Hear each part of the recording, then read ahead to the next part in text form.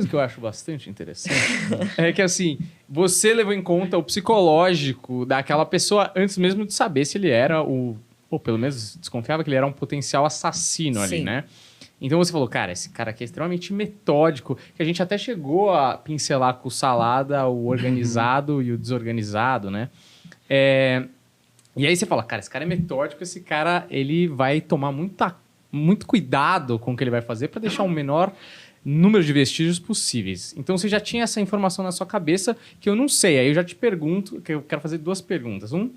Se essa parte psicológica do potencial assassino que vocês estão lidando é uma coisa que também é, tipo, vamos dizer assim, da sua alçada.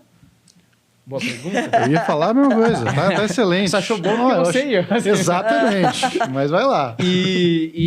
Então, porque realmente essa parte psicológica, para mim, por exemplo, eu gosto muito porque eu acho fascinante assim, como funciona a mente desse cara e como ele faz para esconder essa parte da personalidade e se parecer com, vamos dizer assim, um ser humano funcional. Mas essa é a primeira pergunta e a segunda é, por que 2 quilômetros? São essas perguntas. Boa. Então, vamos lá. Já assistiu Criminal Minds? Você que gosta dessa parte psicológica da coisa. Então, Criminal Minds é uma série muito legal que ele trata justamente dessa leitura psicológica, né? Que a gente chama... mostra a atividade de peritos. Eles são peritos e eles são chamados de profilers. Porque eles fazem justamente essa leitura psicológica de uma cena ou de uma vítima para se chegar na pessoa que fez. Isso é o papel do perito. Só que isso é pouco realizado aqui no Brasil. E por quê? Já que é tão importante? Porque a gente não tem efetivo para isso. Então, a gente não pode ficar criando equipes especializadas em coisas tão específicas, porque vai faltar em coisas que estão sendo mais requisitadas. Então, infelizmente, a gente perde muito porque a gente não tem pessoal suficiente. Então, primeiro, é papel do perito fazer essa leitura psicológica. É uma área específica da perícia, é uma perícia que a gente chama psicológica. Isso ficou muito debatido, até hoje se debate muito sobre isso. Por quê? Porque a perícia, ela é objetiva. Ela trabalha com critérios inicialmente objetivos, porque ela trabalha com a ciência. Então, ela dá o resultado de algo embasado na ciência. E você precisa obedecer critérios objetivos para isso. Quando eu trato da parte psicológica, eu estou tratando de subjetivismo. Então, muitas pessoas na área combatem essa parte psicológica, vamos chamar de vestígios psicológicos. Combatem isso, que dizem, isso não é perícia, porque isso é subjetivismo. Mas já existe outra vertente da doutrina específica que diz, sim, isso é perícia e isso tem que ser utilizado. Eu parto para essa segunda vertente. Eu acho que quanto mais informações a gente tiver, massa.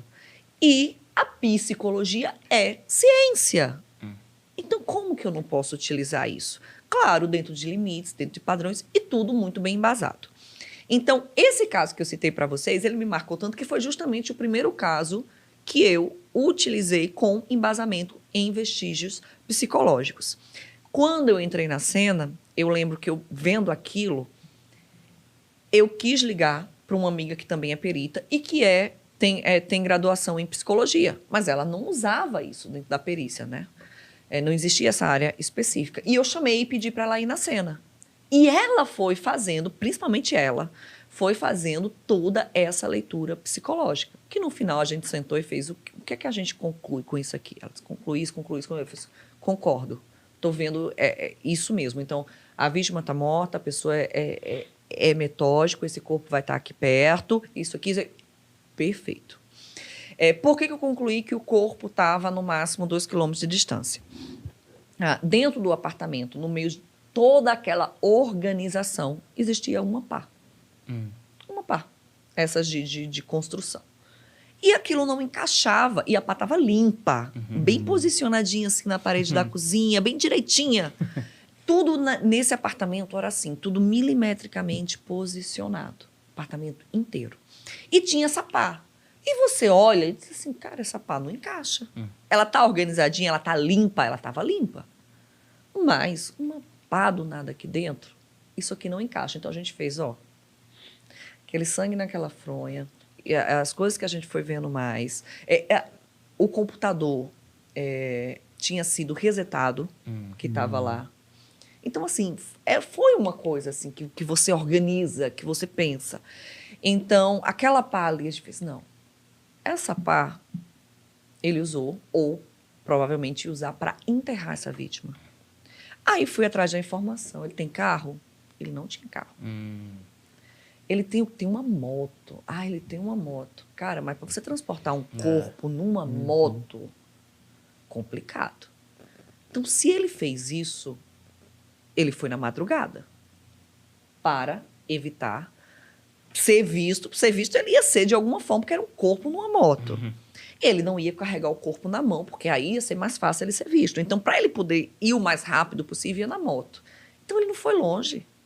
Um corpo que está dentro de uma moto, tem essa pá aqui, ele cavou um lugar para enterrar essa moça. Então, ele não foi longe. Então, eu fiz ele no máximo, ele andou pouco aqui. 1 quilômetro, 2 quilômetros que ele andou. Pega o mapa da região, aí pegamos o mapa e tinha uma mata. Fez, olha aqui a mata, ela está dentro aqui disso aqui. Vamos fazer as buscas na mata, né?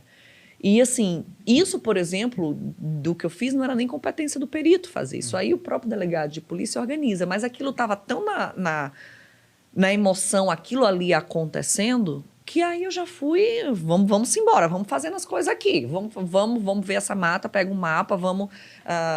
Eu tenho muito essa vontade de fazer o negócio. Sou muito apaixonada pelo meu trabalho. Então, eu passo do meu horário, eu esqueço de comer, mas eu quero fazer aquilo, porque aquilo me move. E aí a gente foi e viu essa mata, e quando foi fazer as distâncias, estava a 908 metros daquela residência. E aí depois fomos pegar câmeras de segurança de um possível trajeto, quais as ruas que ele pode ter utilizado. Em uma das câmeras de segurança, a gente viu depois que pegou ele numa moto com o corpo da moça naquela moto. Ele falou que estava transportando um tapete na madrugada, que foi muito esquisita essa desculpa. Exatamente. Então, ele tinha... Aí você pergunta, mas ela estava numa cova mesmo? Não, ela tinha sido jogada na mata. E a pá... Então, aí vem um efeito surpresa. Depois a gente descobriu que um vizinho, na madrugada, ouviu o barulho, achou estranho, saiu para a janela e viu ele colocando aquilo, né, que parecia ser um tapete, um corpo em cima da moto e saindo. E gritou e falou, o que é que tu tá fazendo? Aí ele disse, fica aí, não se mete não. Isso a gente soube depois, né, uma das testemunhas do processo. E ele saiu com isso. Então, talvez ali, quando ele foi surpreendido, ele não pôde, achou, talvez, que teria que fazer uma coisa mais rápida. Aí é o efeito surpresa. Talvez se ele tivesse feito tudo no tempozinho dele, a gente poderia nem ter encontrado essa moça. Afinal, ele era organizado, ele era metódico. Mas ele foi surpreendido. Então, talvez isso fez... Ele não ia até aquela cova, que ele tivesse cavado ali perto, até, acredito. Você acha que ele teria cavado até antes de Eu acho que ele teria... Eu acho que ele matou, a moça permaneceu um tempo dentro do apartamento, enquanto ele fazia tudo isso. Enquanto ele pensava no que ele ia fazer. Até porque para ele encontrar saco de colchão. Não tinha colchão novo na casa. Eu olhei isso também. Não tinha colchão novo na casa. Então, ele foi atrás desses elementos. Uma pá. Onde que ele ia ter uma pá para cavar ali? Aquela pá não encaixava naquele apartamento, que não tinha nenhum quintal. Aí, depois descobrimos que a pá, ele tinha pedido ao vizinho, a um outro vizinho, emprestado uma pá.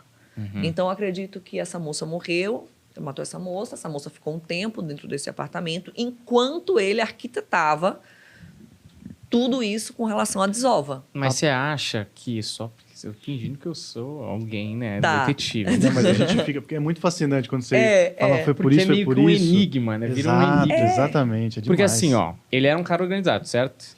E ele matou primeiro a moça e depois ele foi programar a parada de como se livrar ou desovar o corpo. Sim. Mas então você acha que ele matou ela de maneira premeditada ou que em alguma ocasião ele foi lá e matou ela de maneira passional, vamos dizer assim? Eu acredito que não foi nem premeditada, não. O histórico é que a moça não era lá da Paraíba, né? Era do estado vizinho de Pernambuco. Ela tinha conhecido ele na internet, foi lá encontrar com ele e ficou uns dias na casa dele. Então, eu acredito que em algum momento algo deu errado ali e ele fez o que fez. Eu acredito, né? Não, tá. Mas com base só no meu achismo mesmo. Sim. Não, porque eu pergunto isso porque tem algumas características que parecem ser um psicopata. Então, né? isso foi muito levantado, está sendo investigado, assim. Apareceram várias outras garotas que disseram que ele tentou estuprar ou que ele estuprou, né? Mas até agora, o caso está sob sigilo de justiça até, então eu não tenho nem mais detalhes. Se apareceu, de repente, um outro corpo relacionado a ele, mas isso foi bastante questionado, assim. E está sendo investigado. Isso não é um caso tão antigo, é um caso desse ano ainda, então ele ainda está andando. Mas eu não descarto, não. Eu não descarto, não. Nessa situação, eu acredito que realmente houve algo que aconteceu ali que fez ele chegar a esse ponto. Sim. Mas não indica que ele não tenha feito, nem que ele não iria fazer outras coisas do tipo, né? Mas naquele momento eu acho que aconteceu assim. Certo. A pá é uma falha no plano dele, meio assim, esquisita, né? Que fala assim, oh, dá até raiva. Fala, você tava indo tão bem, cara? Você deixa a pá? Péssimo assassino.